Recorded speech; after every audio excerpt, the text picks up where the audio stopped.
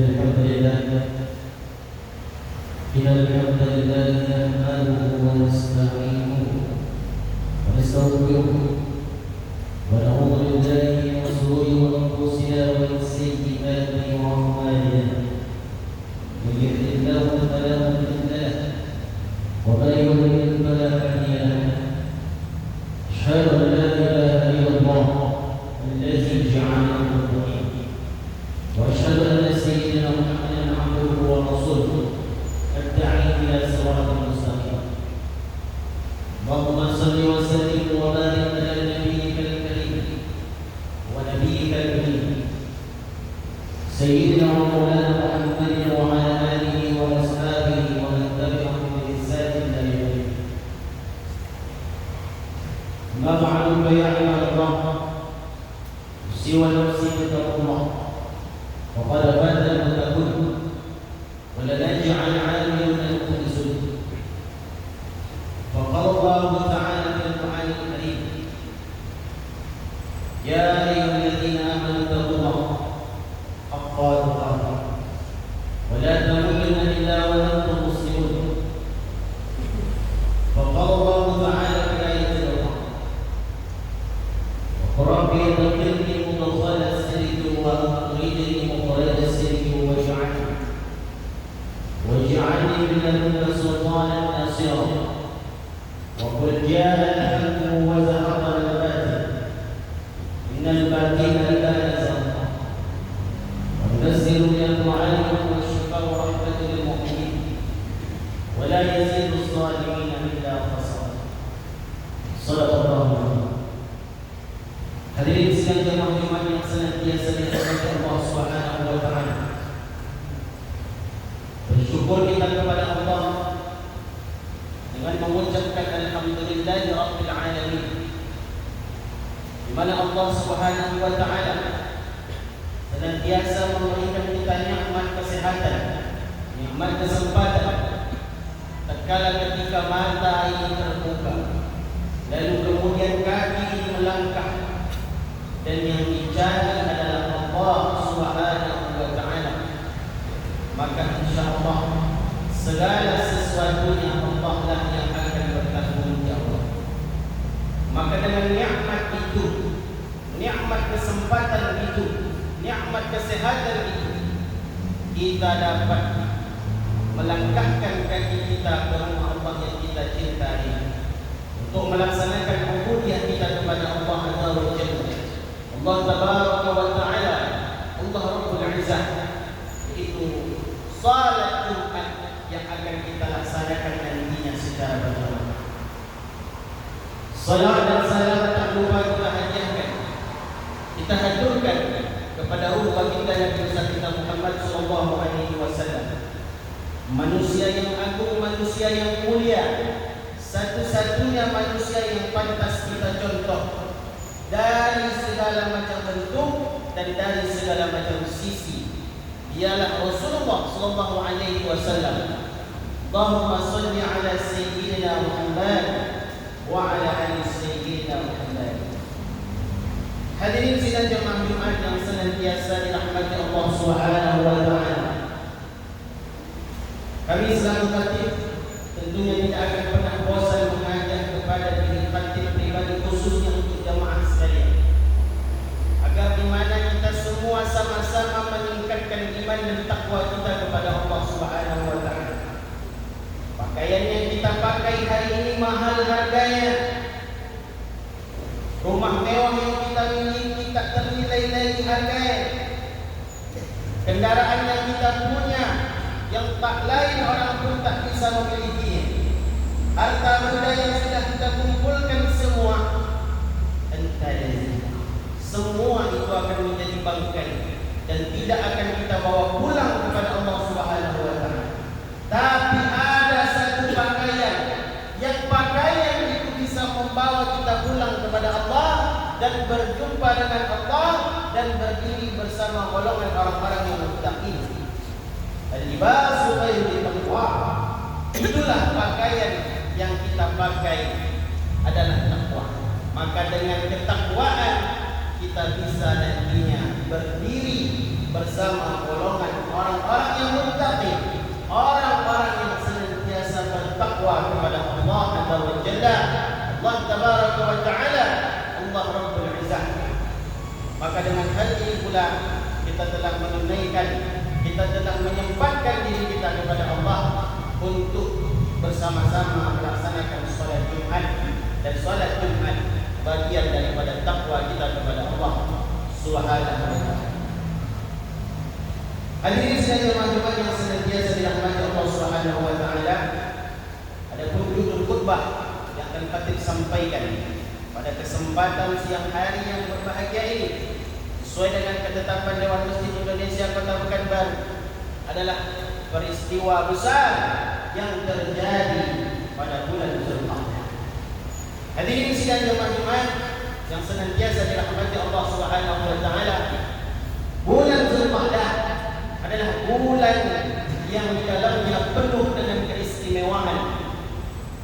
Maka di antara keistimewaan bulan Zulqa'dah ini, mari sama-sama kita dapat merenungi sebagai umat muslim. Tentunya kita harus mengetahui apa saja yang terjadi pada bulan Zulqa'dah. Ya, banyak orang-orang yang sekarang hanya mengerti tentang bulannya saja, tapi tidak banyak yang mengerti tentang isi yang terjadi pada bulan tersebut. Maka bulan Zulqa'dah adalah bulan yang penuh dengan keistimewaan di sisi Allah Subhanahu wa Ta'ala. Hadirin sidang Jumat yang senantiasa dirahmati Allah Subhanahu wa Ta'ala. Peristiwa yang pertama yang terjadi pada bulan Zulqa'dah adalah perangnya Bani Quraisyah. Sehari setelah pulangnya Rasulullah sallallahu alaihi wasallam dari Madinah, maka Rasulullah sallallahu alaihi wasallam didatangi oleh malaikat Jibril. Maka di dalam hal ini malaikat Jibril menyampaikan kepada Nabi, apakah engkau telah meletakkan senjatamu? Kata para malaikat, termasuk malaikat Jibril. Maka Rasulullah SAW tak bisa menjawab. Dilanjutkan perkataan oleh malaikat Jibril, kami para malaikat belum meletakkan senjata kami. Maka segeralah engkau berangkat menuju ke Bani Quraisyah. Setelah mendengar perintah dari Jibril alaihissalam, maka Rasulullah SAW memanggil seluruh sahabat untuk menuju kepada perkampungan Bani Quraisyah. Disampainya di perkampungan tersebut, maka orang Yahudi yang selama 20 malam bertandang untuk mempertahankan kelompoknya selama 25 malam, mereka ketakutan dikarenakan Jibril alaihissalam mengatakan kepada Rasulullah, aku akan berjalan di depan kalian dan kalian tidak perlu khawatir dan tidak perlu takut. Maka Allah akan membuat rasa takut orang Yahudi terhadap kalian. Maka hal ini terjadi. Orang-orang Yahudi pun akhirnya tak bisa melawan, dan akhirnya mereka mengikuti hukum yang telah ditentukan oleh Rasulullah SAW. Dan hal itu para ulama menjelaskan bahwa terjadinya perang Bani Quraisyah adalah pada tahun ke-5 Hijriah yang terjadi pada bulan Zulqa'dah. Artinya adalah apa? Apa hikmahnya di sini? In tansurullah yansurkum. Tolonglah agama Allah, maka Allah akan tolong kita. Maka kita yang diberikan kekuatan, jabatan, tahta, tanda tangan kita pakai untuk menolong agama Allah. Jabatan kita pakai untuk menolong agama Allah. In tansurullah yansurkum, maka Allah akan menolong kita. Hadirin sidang Jumat yang dimuliakan oleh Allah, jangan pernah khawatir orang yang tidak akan bersandar kepada Allah, maka banyak segala musibah yang terjadi. Rasulullah SAW seorang nabi, masih mau bersandar kepada Allah. Kita bukan Nabi, cucu Nabi bukan, ibadah berantakan, salat masih belum tentu jelas, dan surga kita juga belum tentu jelas, tapi tidak mau bersandar kepada Allah Subhanahu wa taala. Nabi jelas surganya, Nabi dekat dengan Allah, tapi mau masih bersandar kepada Allah Subhanahu wa taala. Orang yang sudah dijamin surganya saja masih mau bersandar kepada Allah. Kita yang bukan cucu Nabi, bukan keturunan Nabi, ibadah berantakan, amal masih belum tentu jelas, surga juga belum jelas, masih tidak mau bersandar kepada Allah. Maka bagaimana lagi, dengan cara apa lagi kita pakai untuk menjemput pertolongan Allah Subhanahu wa taala? Ada pun peristiwa yang kedua, yaitu perjanjian Hudaybiyah. Setelah semua umat muslim ini kuat, maka Rasulullah setelah itu lamanya 6 tahun tidak berangkat ke Masjidil Haram. Dan selama 6 tahun itu pula telah dikuasai Masjidil Haram oleh kaum musyrikin, sehingga Nabi menyuruh para sahabatnya. Dijelaskan oleh seorang Syekh Ali As-Salabi, beliau mengatakan bahawa sahabat yang ikut menuju Masjidil Haram sebanyak 1.400 sahabat. Maka orang-orang kaum musyrikin ini ketakutan. Mereka menyangka bahawa Rasulullah akan mengadakan perang, sehingga diutuslah salah seorang untuk jumpa kepada Rasulullah. Dan Rasulullah menegaskan bahawa kami datang ke Masjidil Haram bukan untuk perang, melainkan untuk ibadah. Dan kami semua tidak membawa senjata, bahkan semua para sahabat tidak membawa senjata. Hal ini terjadi, dan semua kaum musyrikin akhirnya mereka melakukan perdamaian kepada Rasulullah. Maka pada bulan Zulqa'dah adalah bulan yang dimana terjadinya perdamaian Hudaybiyah. Itulah yang disebut dengan Sulh Hudaybiyah. Apa hikmahnya yang bisa kita ambil? Silman qata'a, sambunglah tali yang pernah terputus kepada orang yang telah memutuskan kepada kita. La yadkhulul jannah, tak akan masuk surga. Siapa orang yang tak masuk surga ini? Apakah mereka yang meminum khamr? Apakah mereka yang berjudi? Apakah mereka yang mabuk? La yadkhulul jannah qatil rahim. Tidak akan masuk surga mereka yang memutuskan tali silaturahmi. Maka hadirin sidang jemaah yang dirahmati oleh Allah Subhanahu wa taala, Allah mendefinisikan orang yang bertakwa adalah yang mau melunakkan jiwa, membersihkan hati, memaafkan segala kesalahan orang lain. Wal kazimina minal ghaiz wal 'afina 'anil nas, mau menahan amarah, wal 'afina 'anil nas, dan mau memaafkan kesalahan orang lain. Maka jangan sekali-kali ketika kita mengaku paling bertakwa kepada Allah, tapi masih ada hubungan yang kita putuskan dengan sanak saudara kita, masih ada hubungan yang terputus dengan saudara muslim kita. Kalaulah kita belum mampu melunakkan jiwa, membersihkan hati, maka jangan mengaku orang yang paling bertakwa. Orang yang bertakwa itu adalah wal kazimina minal ghaiz wal 'afina 'anil nas, mampu menahan amarah dan bisa memaafkan kesalahan orang. Rasulullah SAW mengatakan, man salaka nafsan minal hadab, orang yang kuat, bukan yang badannya besar, jabatannya banyak, pangkatnya banyak, tahtanya banyak. Man salaka minal hadab, mereka adalah orang yang bisa menahan amarah. Itulah orang yang paling terkuat di sisi Allah Subhanahu wa taala. Adapun peristiwa yang ketiga di bulan Zulqa'dah ini adalah Rasulullah SAW beliau melaksanakan umrah sebanyak 4 kali pada bulan Zulqa'dah. Dan itu telah diriwayatkan oleh Imam Al-Bukhari. Beliau mengatakan i'tamara Rasulullah SAW 4 umar kulluhunna Zulqa'dah. Rasulullah melakukan umrah selama bulan Zulqa'dah sebanyak 4 kali. Kenapa Rasulullah melakukan umrah sebanyak 4 kali? Karena Zulqa'dah ini adalah bulan yang dekat dengan bulan Zulhijjah, di mana kita tahu semua bulan Zulhijjah adalah bulan untuk mendekatkan diri kepada Allah Subhanahu wa taala.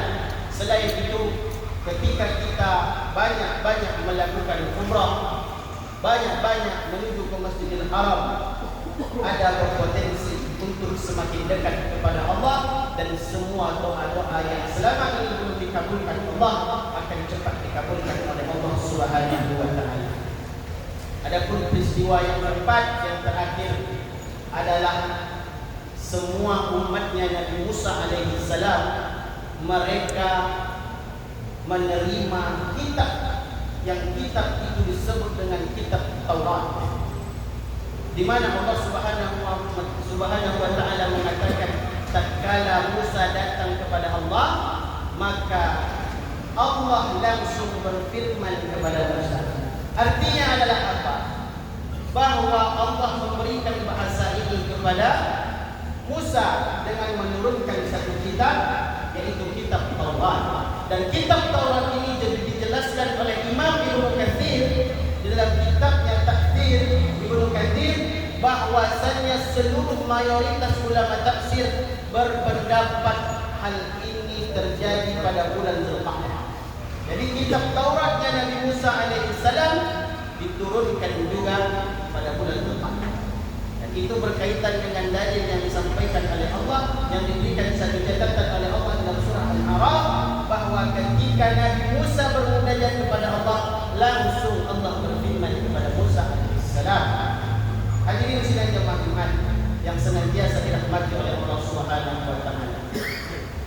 Selain hal ini pula, Khatib ingin menyampaikan bahwa bulan Zulqa'dah adalah bulan yang haram, sebagaimana Allah Subhanahu wa taala menjelaskan bahwa terjadinya penciptaan langit dan bumi ini sebanyak dan terhitung selama 12 bulan. Dan dari 12 bulan itu ada 4 bulan di dalamnya. Minha arba'atu hurum. Ada 4 bulan di dalamnya. Salah satu di antaranya adalah bulan Zulqa'dah. Maka jemaah sekalian yang dirahmati oleh Allah, Allah mengatakan fala taslimuhunna bihi. Maka jangan kalian melakukan zalim pada bulan haram. Maka bulan haram adalah bulan yang tidak boleh kita melakukan penzaliman terhadap diri kita sendiri. Kalaulah kita pernah berbuat zalim kepada diri kita sendiri, kepada orang lain, maka memohonlah ampun kepada Allah. La ilaha illa anta subhanaka inni kuntu minadh dhalimin. Bulan ini bulan haram. Setiap kesalahan yang kita lakukan double dosa. Setiap kebaikan yang kita lakukan double pahala. Maka jangan sekali-kali pada bulan haram kita melakukan kemaksiatan kepada Allah. Hal ini menjaga kita, hati kita, mata kita, telinga kita. Kalau kita pakai mata, pakailah untuk melihat yang baik. Kalau pakai telinga, pakailah telinga itu untuk mendengar yang baik. Kalau pakai hati, pakailah hati itu untuk merasakan nikmat Allah Subhanahu wa taala. Lahum qulubun la yafqahuna biha, wa lahum a'yunun la yubsiruna biha, wa lahum azanun la yasma'una biha. Dikasih oleh Allah hati, pakai hati. Dikasih oleh Allah mata, pakai mata itu. Dikasih oleh Allah telinga, pakai telinga. Kalaulah ada manusia yang dikasih Allah hati, mata, telinga, tapi tidak dipergunakan untuk yang baik, melainkan maksiat kepada Allah, ulaika kal an'am, mereka bagaikan binatang ternak. Bal hum adall, bahkan mereka yang tersesat, sangat sesat dan lebih hina daripada binatang itu.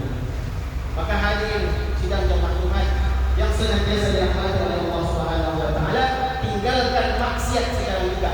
Karena maksiat itu nikmatnya sedikit, tapi azabnya sampai hari kiamat. Dan lakukan taat kepada Allah.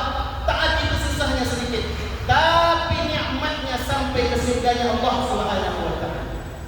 Hadirin sidang jemaah Jumat yang dirahmati oleh Allah Subhanahu wa taala, itulah yang mungkin dapat Khatib sampaikan pada kesempatan hari Jumat yang mulia ini. Mudah-mudahan dapat kita pahami bersama dan bisa kita aplikasikan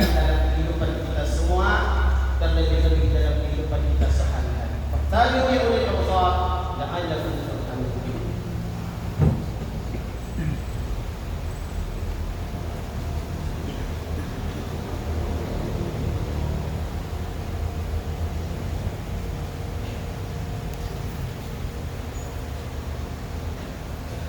الحمد لله الصمد لم يلد ولم يولد ولم يكن له كفوا احد. اشهد ان لا اله الا الله الذي جعلنا للمتقين، واشهد ان سيدنا محمدا عبده ورسوله الداعي الى صراط مستقيم. اللهم صل وسلم وبارك على نبيك الكريم ونبيك الامين سيدنا ومولانا محمد وعلى آله وأصحابه ومن تبعهم بإحسان إلى يوم الدين. أما بعد فيا عباد الله، أوصي ونفسي بتقوى الله. وقال فاز المتقون ولا نجعل عاملون المخلصون. وقال الله تعالى في القرآن الكريم: يا أيها الذين آمنوا اتقوا الله حق تقاته ولا تموتن إلا وأنتم مسلمون. وقال الله تعالى في آية أخرى: والعصر إن الإنسان لفي خسر الذين آمنوا وعملوا الصالحات وتواصوا بالحق وتواصوا بالصبر. الله وملائكته يصلون على النبي يا أيها الذين آمنوا صلوا عليه وسلموا تسليما.